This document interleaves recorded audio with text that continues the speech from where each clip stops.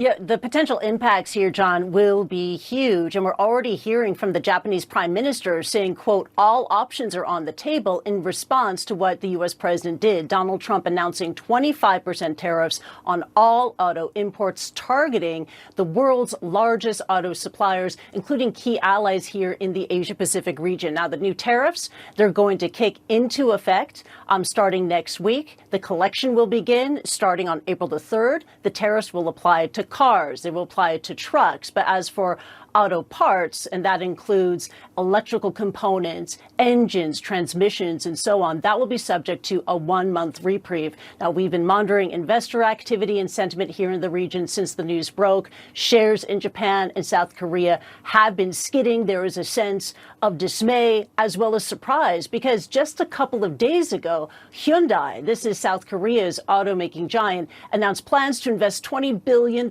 in the U.S. market. And that's a few weeks ago, earlier this month, Honda, the Japanese auto giant, announced plans that it would move production of the Honda Civic from Mexico to the U.S. state of Indiana, all in the bid to reportedly avert potential tariffs. Now, we did hear again from the Japanese prime minister. He spoke to Parliament earlier today. Let's bring up and just analyze his comments once again, what he said. Now, this according to Shigeru Ishiba, the prime minister of Japan, saying this, quote, Japan is a country that is making the largest amount of investment in the United States. So we wonder if it makes sense for Washington to apply uniform tariffs to all countries. That's the point we've been making, and we will continue to do so, unquote. Now, analysts say that these tariffs could deal a heavy blow to the Japanese economy. They also point out that the South Korean economy will be hit significantly hard. I want to show you some interesting comments that we heard from a senior fellow of the Council of Foreign Relations in regards to the auto sector. He says this, quote, imports from Korea have been growing strongly, now top $35 billion or 2% of GDP.